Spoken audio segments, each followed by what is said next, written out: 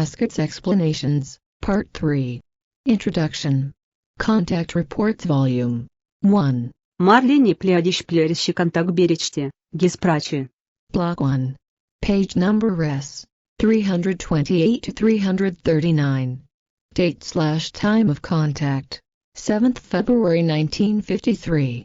Translator res. Dyson, Devine and Vivienne Legg. Date of original translation. 2009. Corrections and improvements made. N/A. Contact person. Asket, Jitschi, and Billy. Synopsis. Continuing on from Asket's Explanations, Part 2, Asket, Billy and Jechieli travel back in time to 13th century France and encounter a man of that period, named Jechieli.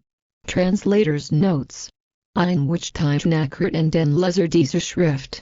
Explanation of September 10, 1964, Mahrauli, India. My head was full to the brim from all of Asket's explanations. So I followed her wordlessly to the ship and, together with her, let myself be carried into the ship by the invisible transportation powers.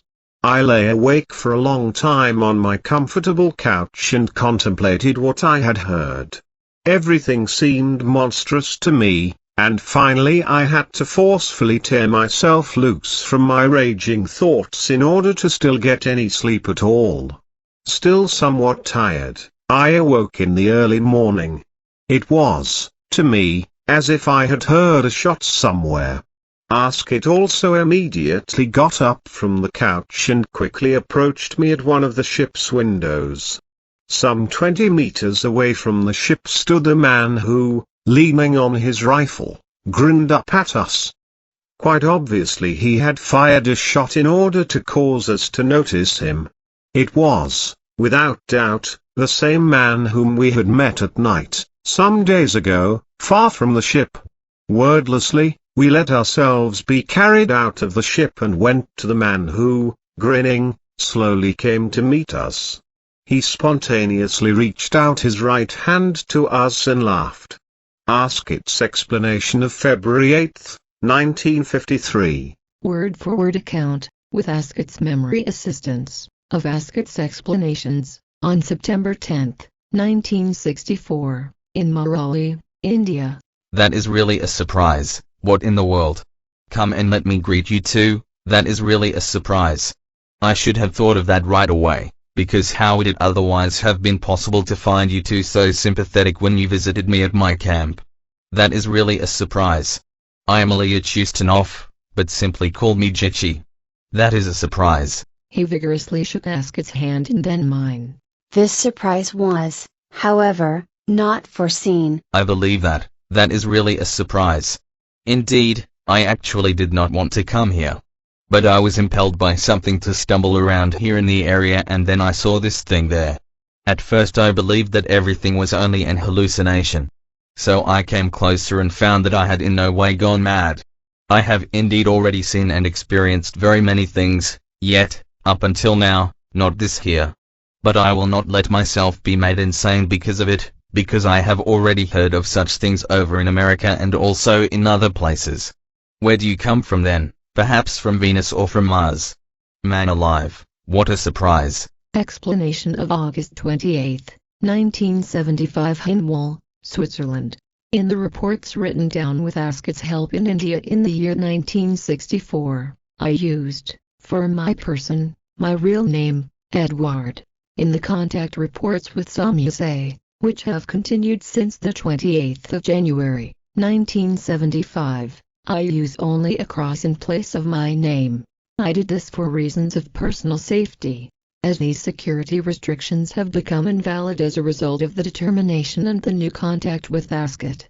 According to her direction, in the future I should again let my real name and the name Billy come into use, and let the name Phantom lapse into the past, as in the contact reports, and so forth. With Asket, my real name should, in the future, also replace the cross plus, in the Synopsis reports. Explanation of October 1, 2000. With the production of the Synopsis contact books, the names Billy and Edward are used from the beginning, in accordance with the explanation of August 28, 1975. I am neither from Venus nor Mars. I am a human of this world like you. But that cannot be. The crate there is indeed a spaceship. That is accurate in relation to the ship and with me too. But my friend here is really from this world. Aha, then you are, therefore, a contactee, as one says? Does one say that? Yes, that is already known far and wide. Unfortunately, I am not familiar with this story. This meeting was really not foreseen. What should happen now? I also do not know. What do you think, Jitschi? Do you perhaps want to get rid of me? Nobody has spoken about that.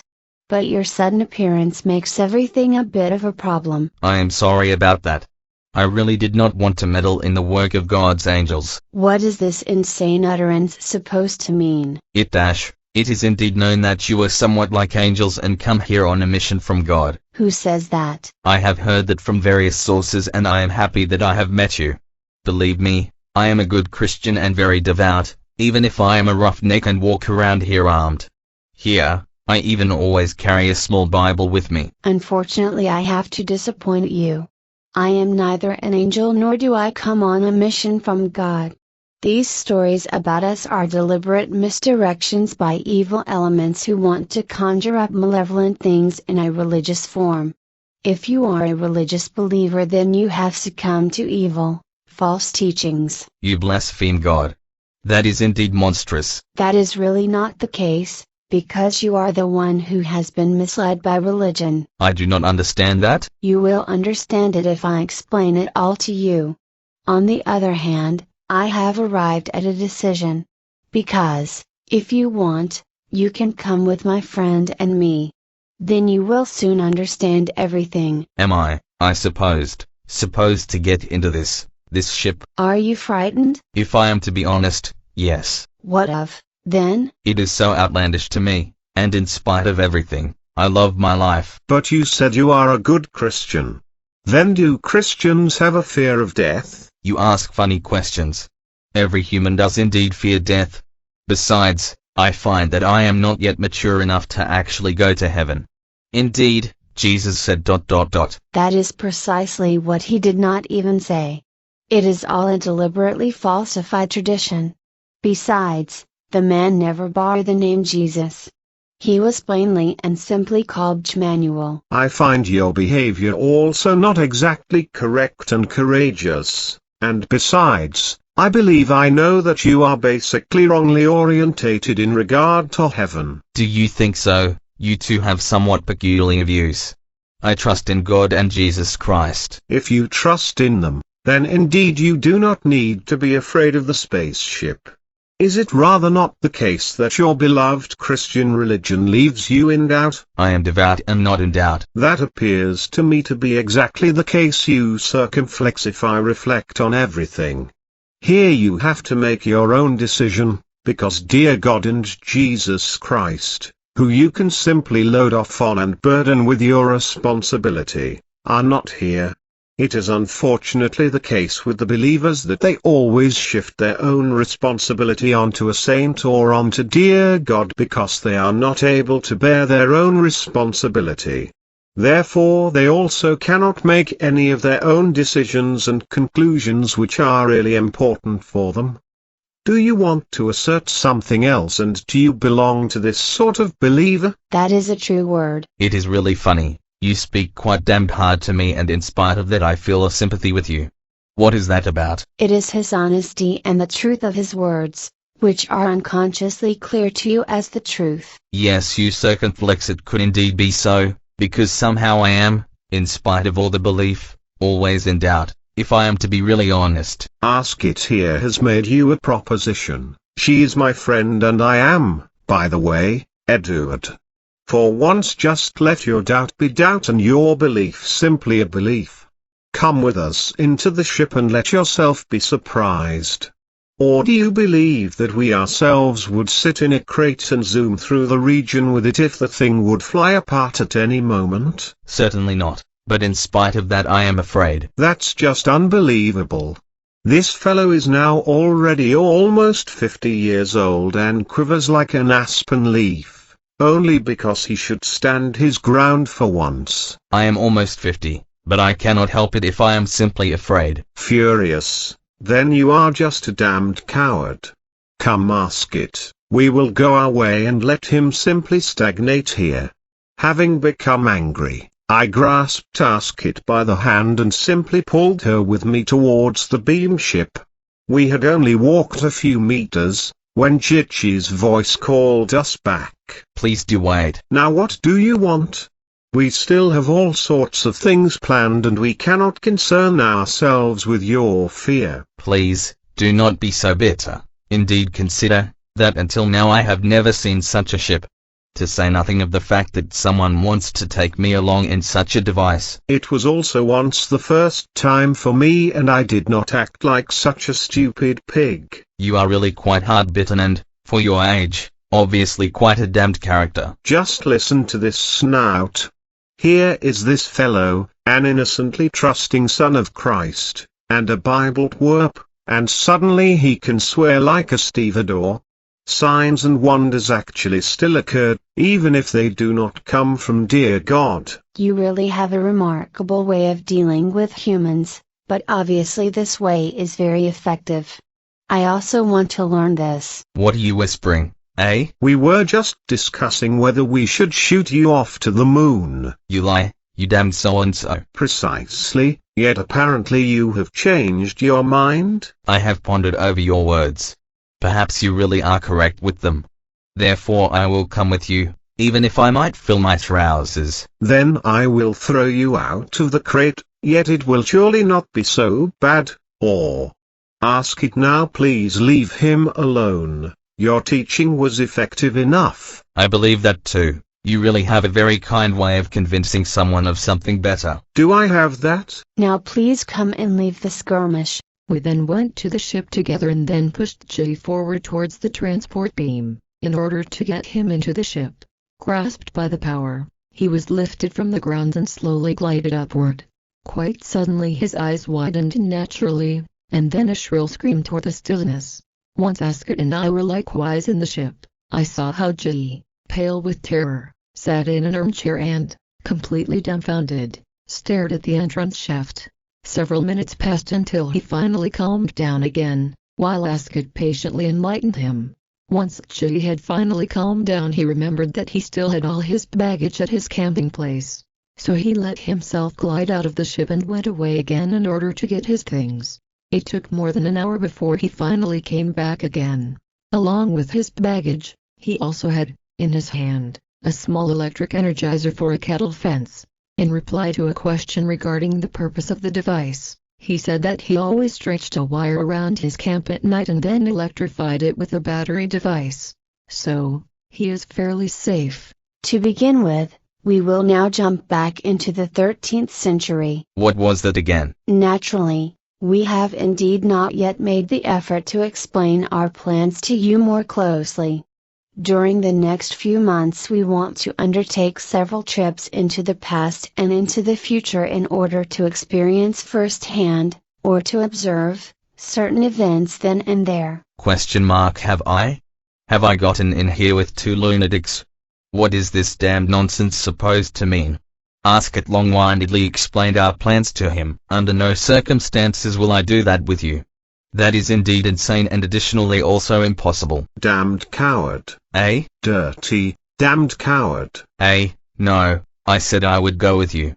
Okay then, may God help me. God helps those who help themselves. Perhaps you are right. You two talk with such conviction about all these things that I really am slowly starting to doubt the correctness of my faith. Let us leave that now.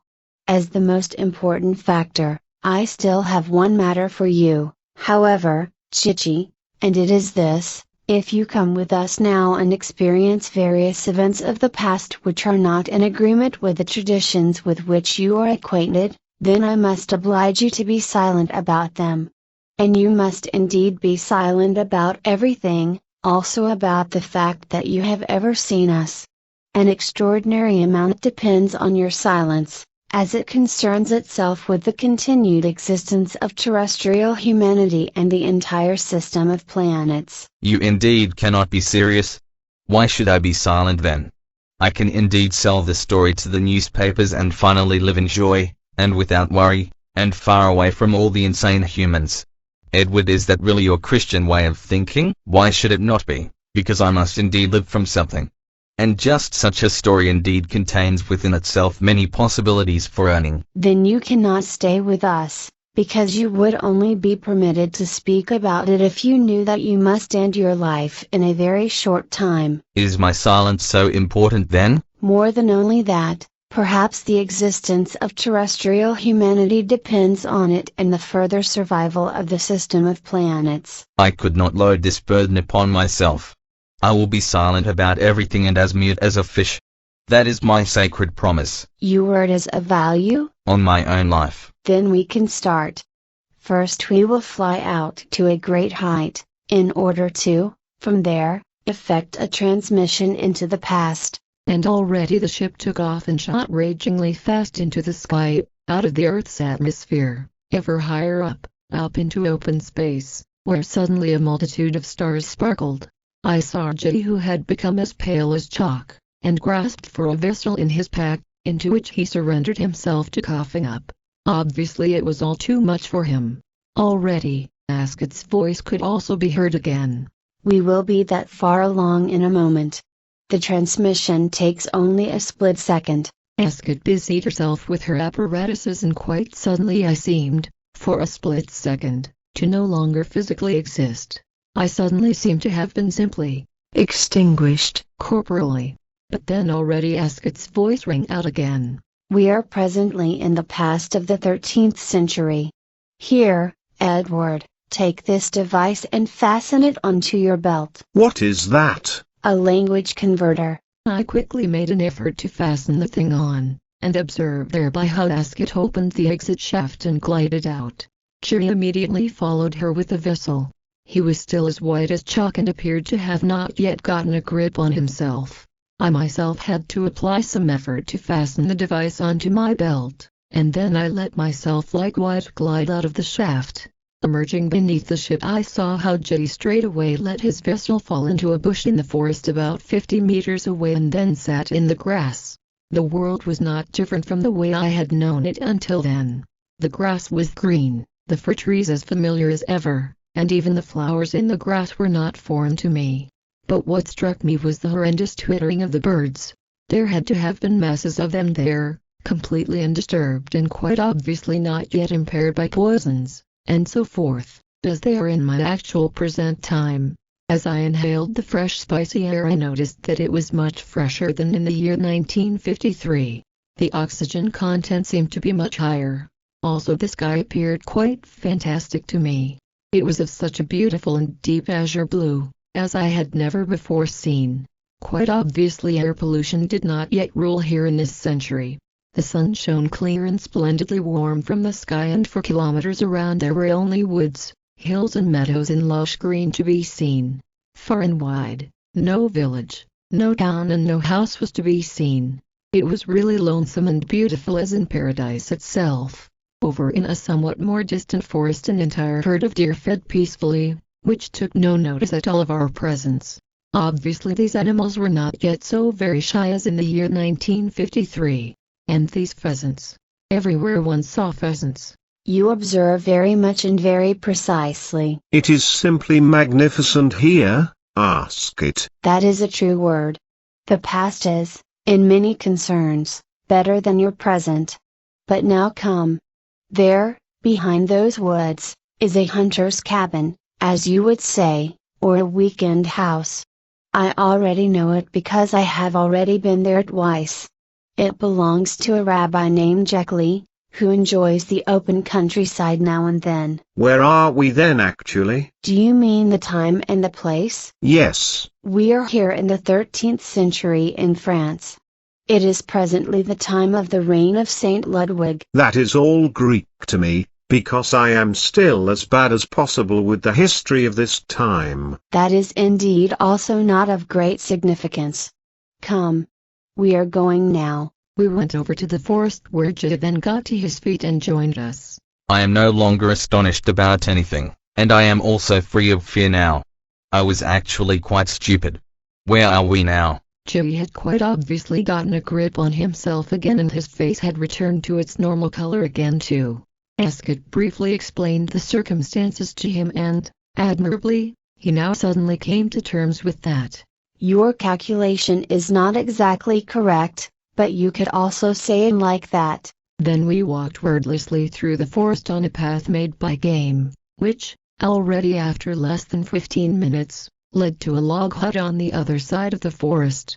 That is Rabbi Jechieli's little recreation house.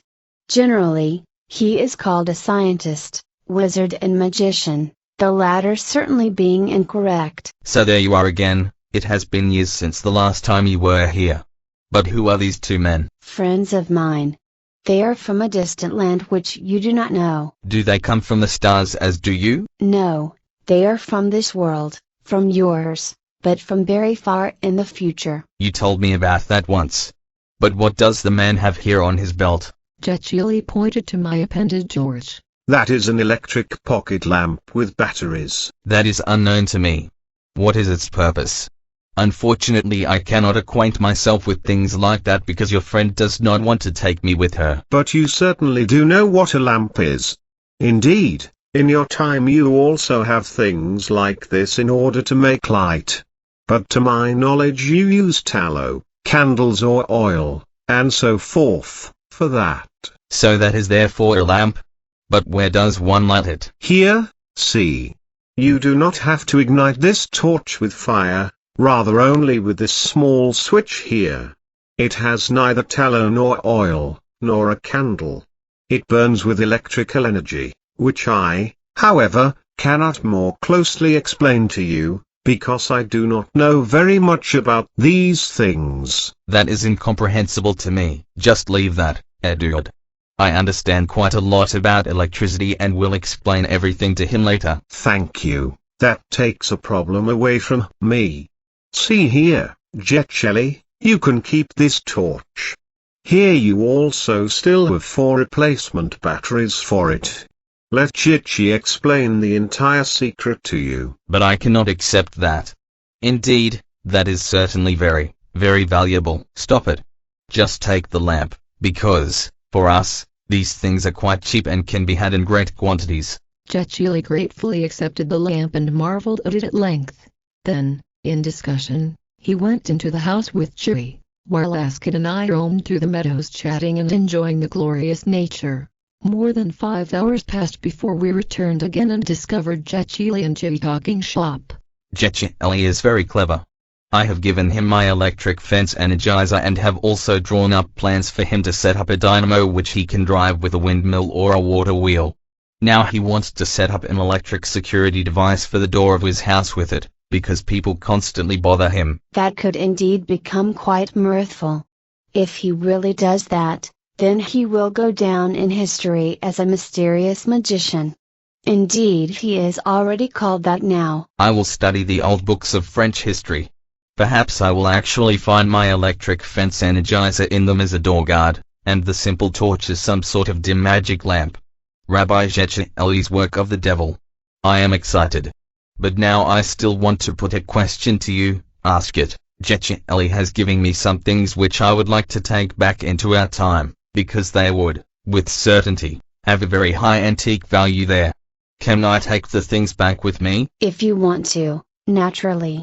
But the value of the things would not be great for your time, and indeed, because the gifts from Jechieli are clearly from his epoch, from the 13th century, yet, in your time, will not be older.